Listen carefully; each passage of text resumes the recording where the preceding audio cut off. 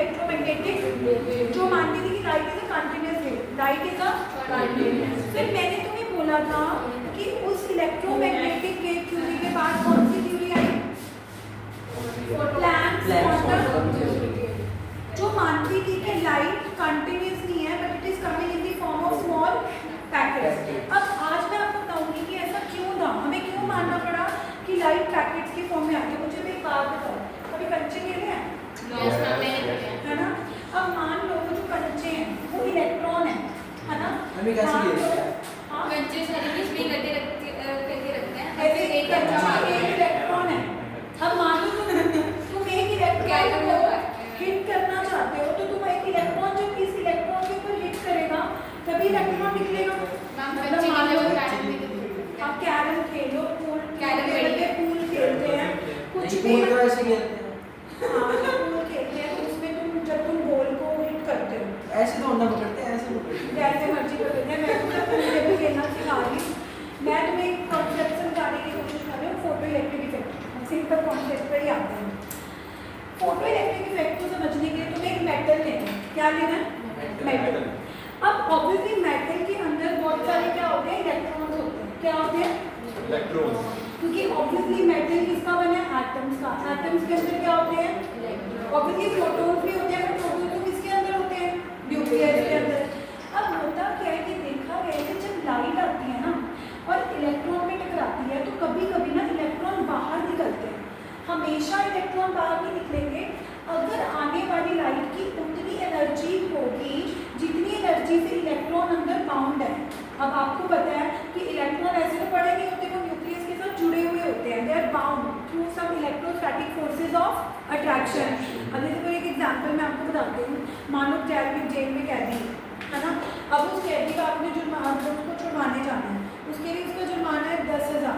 आप 8,000 रुपये लेके चले गए, क्या आपको वो मतलब वो जो कैदी है उसको हटा मतलब छोड़ देंगे क्या पुलिस वाले? नहीं, क्योंकि वो बोलेंगे कि हमें मिनिमम कितना चार्ज चाहिए? 10,000, बट तुम कितना लाए हो? सिमिलरली इलेक्ट्रॉन न्यूक्लियस के साथ कुछ एनर्जी के साथ बाउंड होता है। अब मैं एक एग्जांपल ले रही हूँ। मान लो इलेक्ट्रॉन एनर्जी, बातें मत करो प्लीज, इलेक्ट्रॉन एनर्जी के साथ 200 जूल से बाउंड है। कितनी एनर्जी के साथ बाउंड है? अब आने वाली फोटोन की एनर्जी 180 जूल है। आने वाली photon is packet of lights, आने वाली लाइट की एनर्जी कितनी है? 180 जूल। तो will the electron be emitted? क्या इलेक्ट्रॉन बाहर निकलेगा? नो, बिकॉज इलेक्ट्रॉन कितनी एनर्जी से बाउंड है? यानी कि what is the minimum energy that is required by the electron?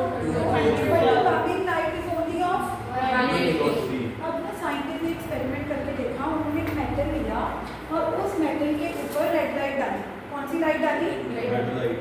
Red light low frequency की लाइट होती है। लो फ्रीक्वेंसी मतलब उसकी एनर्जी भी क्या थी?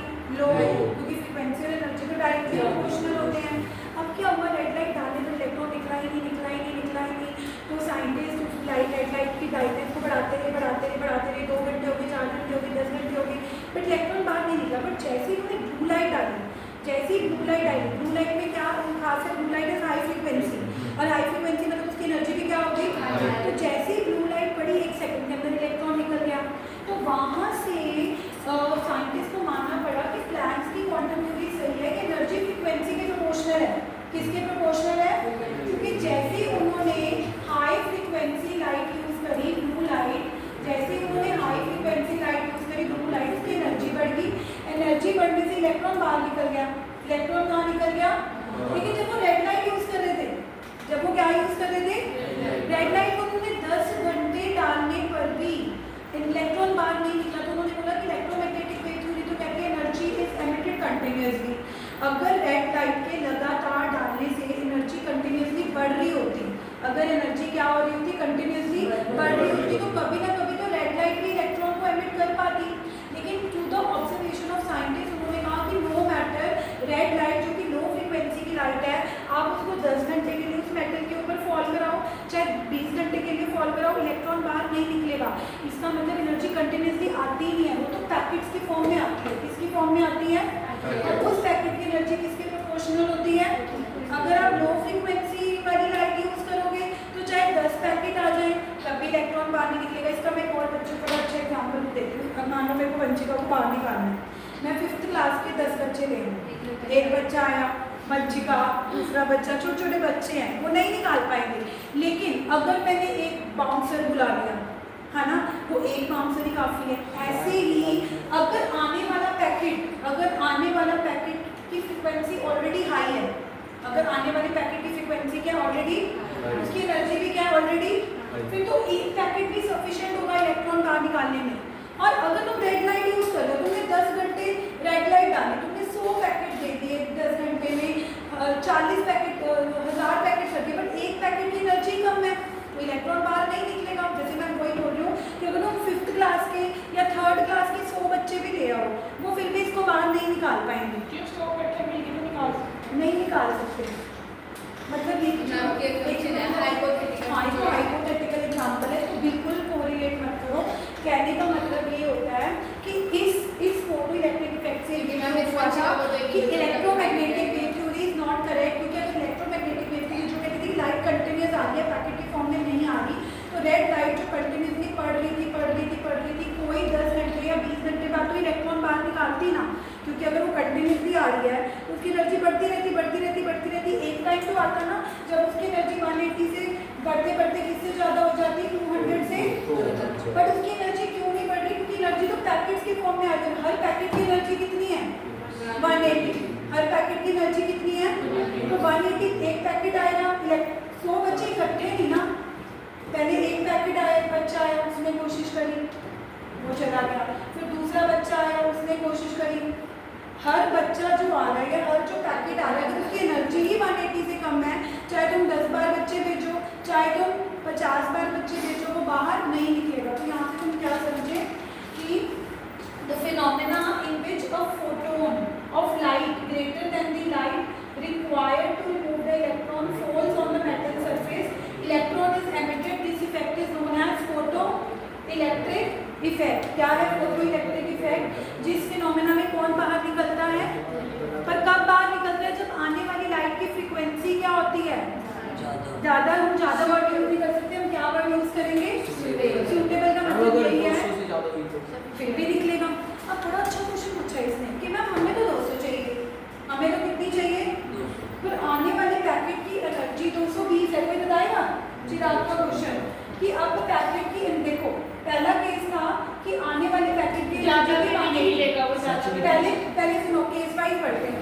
केस 1 था जब आने वाले पैकेट की एनर्जी कितनी थी 180, हमें चाहिए कितनी थी, मतलब तो no photo electric emission will take place, no photo electric. अगर आने वाले पैकेट की एग्जैक्टली 200 हुई, अगर आने वाले पैकेट की एनर्जी एग्जैक्टली कितनी हुई 200, फिर जैसी पैकेट इलेक्ट्रॉन के ऊपर पड़ेगा, वही कंचे वाली गेम, जैसी कंचा दूसरे कंचे पे गिरेगा वो निकलेगा ना बाहर, that means electron will be emitted, electron will be.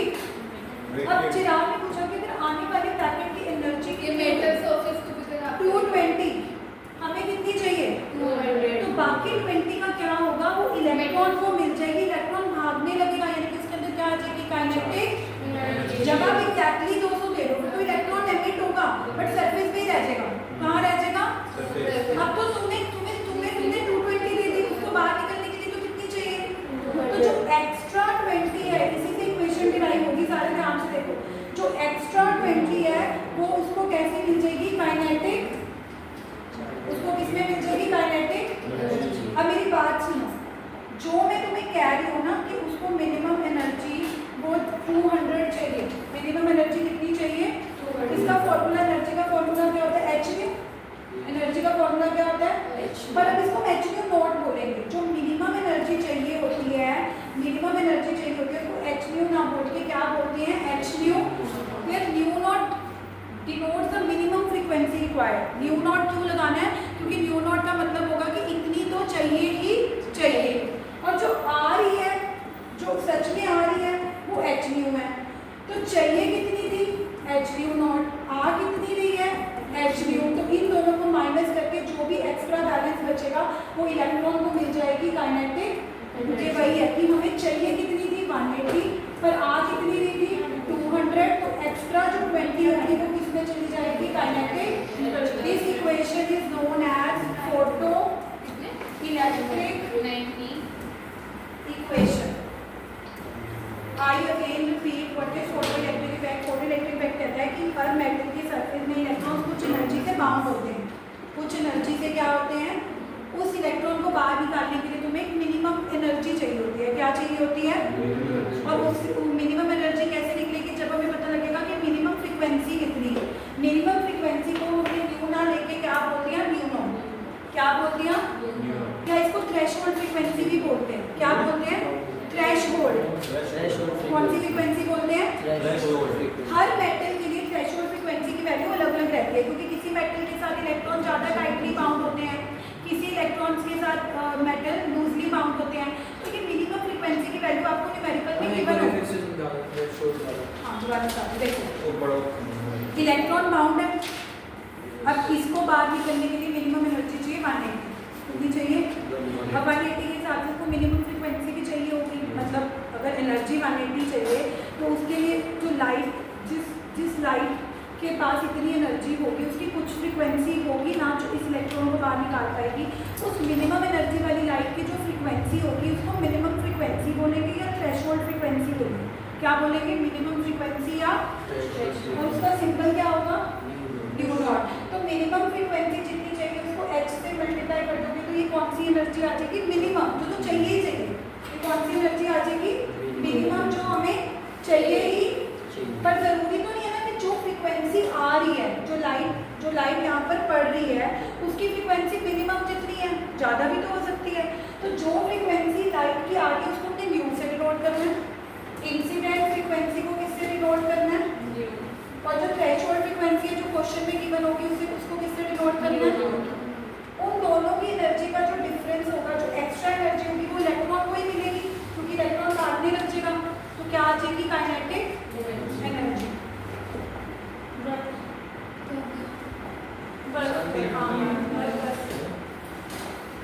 चलो बस एक टर्म्स पढ़ते हैं। हाँ बस करिए।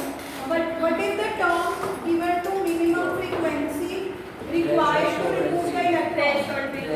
Very good. What is the term given to minimum frequency required to remove the electron? Term क्या है? सिंबल क्या है? सिंबल क्या है? New not. न्यू नॉट को h से मल्टीप्लाई करेंगे तो कौन सी एनर्जी आएगी? Minimum energy. अगर आप मिनिमम फ्रीक्वेंसी जो चाहिए उसको h से मल्टीप्लाई करोगे तो कौन सी एनर्जी आएगी? मिनिमम। एक्चुअल एनर्जी कैसे निकालेंगे? एक्चुअल एनर्जी निकालेंगे इंसिडेंट फ्रीक्वेंसी से। इंसिडेंट मतलब जो फ्रीक्वेंसी की लाइट आ रही है। इंसिडेंट फ्रीक्वेंसी का सिंबल क्या होगा? सिंबल क्या होगा? न्यू से को h से मल्टीप्लाई करोगे तो कौन सी एनर्जी आएगी? जिस एनर्जी की लाइट आ रही है। पर हमें मिनिमम कितनी चाहिए? h new not. आ कितनी है? तो इन दोनों में जो एक्स्ट्रा हो जाएगा उसको माइनस करते हैं। हाँ, जो एक्स्ट्रा हमारी होएगी वो कहाँ जाएगी? वो इलेक्ट्रॉन को ही मिलेगी in the form of kinetic energy. So this equation is known as photoelectric equation. H common, nu minus new not is equal to Kinetic kinetic energy का फॉर्मूला क्या होता है? 1/2 तो अगर वेलोसिटी निकालनी हो तो नीचे वाली फॉर्मूला यूज करेंगे। तो काइनेटिक एनर्जी निकालनी है तो अगर न्यूमेरिकल में वेलोसिटी निकालनी हो बच्ची का तो काइनेटिक एनर्जी की जगह पुट कर सकते हैं हाफ mv स्क्वायर। h की वैल्यू क्या लोगे? 6.6 into 10 की वैल्यू क्या लोगे? जो फ्रीक्वेंसी लाइट की पड़ रही है मेटल के ऊपर, चाहे इंसिडेंट वर्ड लिखा हो या ना लिखा हो, समझो कि जिस लाइट की फ्रीक्वेंसी आ रही है वो क्या वैल्यू है? न्यू नॉट की जगह कौन सी वैल्यू होगी? मिनिमम। क्या देखोगे कि कौन सी फ्रीक्वेंसी गिवन होनी चाहिए? या वर्ड क्या लिखा होगा? थ्रेशोल्ड। न्यू नॉट की जगह कौन सी वैल्यू पुट करनी है? या तो क्या वर्ड लिखा होगा? Minimum frequency. मिनिमम में लिखा होगा तो क्या लिखा होगा? इक्वल टू करके क्या आ जाएगा? Kinetic energy. बट अगर वेलोसिटी निकालनी है तो काइनेटिक एनर्जी की जगह क्या पुट कर देंगे? Half mv। तो हमें कौन सा इफेक्ट पड़ा जाते जाते? Photo electric. बट इस फोटो इलेक्ट्रिक फोटो आया, photo is light. Photo I, electron निकला के निकल भी सकता है। और अगर आने वाली फोटोन की फ्रीक्वेंसी कम हुई तो इलेक्ट्रॉन अगर एग्जैक्टली इक्वल हुई तो अगर ज्यादा हुई तो निकलेगा। और ऐसे ही आगे भी विद काइनेटिक हाथियों में करते हैं with kinetic energy. Okay, so we will continue photoelectric effect